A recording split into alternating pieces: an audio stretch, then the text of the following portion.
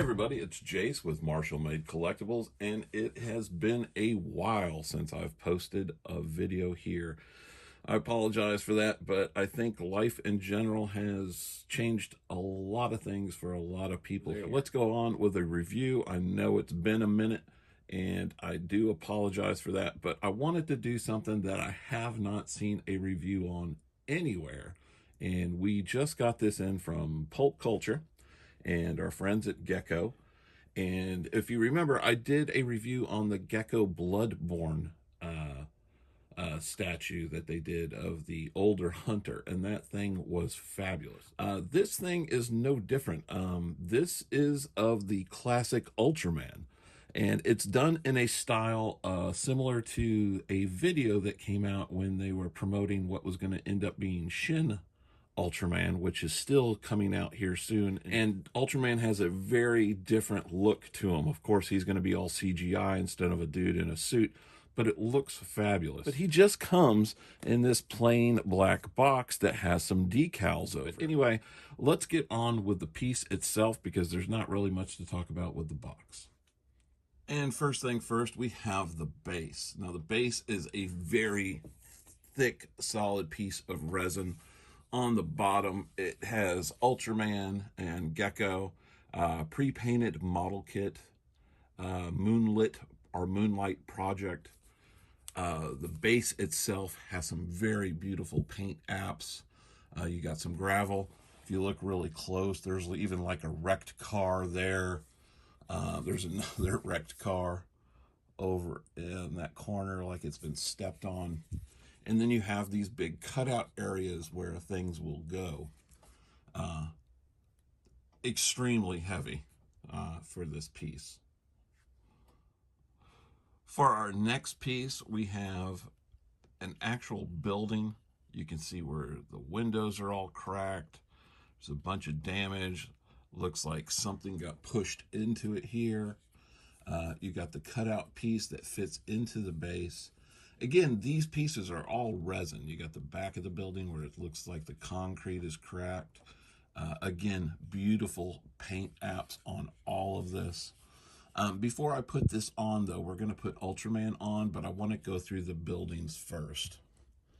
Because there's a way Ultraman sits on here that if you look right here, there's like a little divot, and that's because his toe actually fits there. So when this building sits up, there is like zero clearance for a lot of these pieces, but it's done so beautifully. The other building piece is this building piece. And again, you have a completely wrecked building. You can almost see like where the little overhang was, or like balcony for the lobby. Got some cracked windows again, whole bunch of cracked concrete. And then when you look on the back, it has that, again, that faux finish that looks like all the concrete's cracked. A lot of weathering. Just beautifully painted. And now we come to Ultraman himself. And Ultraman is in 3 pieces. I will do from his feet at the bottom. Now, I've heard a lot of people complain about his feet because it's like, oh my God, Ultraman toes. Ultraman's supposed to be an alien. He's not supposed to look like he's wearing boots. But the finish on this, I don't know if the camera is picking it up. It is metallic red and silver. The way that GECCO painted him is phenomenal.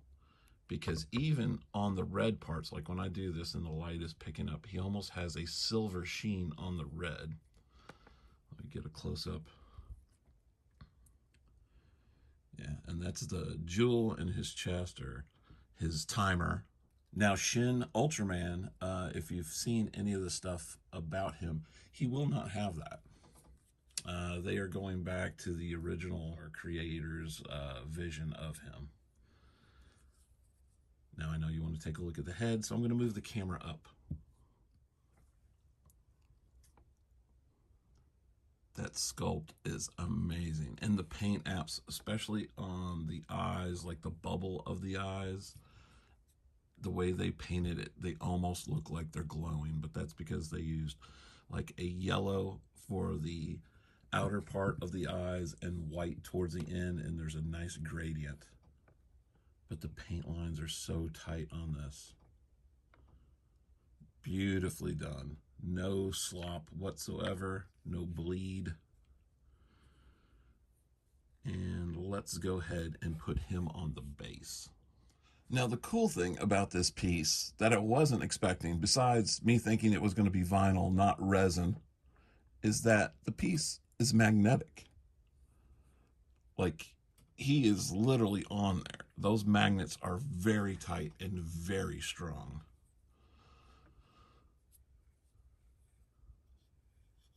He is beautiful.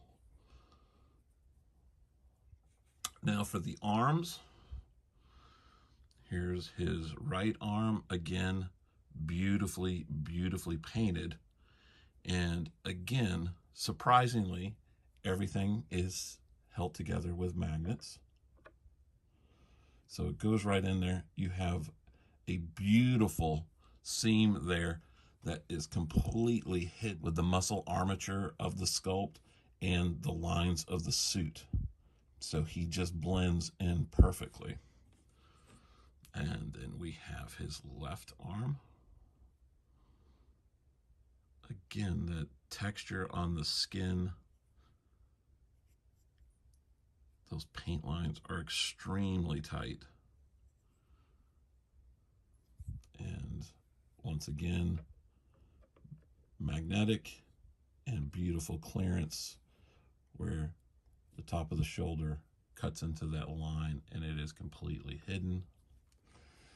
Then we can add our buildings. And again, I was telling you about how the toe is hidden into the sculpt. Again, like this one, it's like his butt or the back of him is right there. Like he's not touching it, but you could probably get only 2 sheets of paper in between where his butt in the back of that building is. And then we put the bigger building. Again, all magnetic.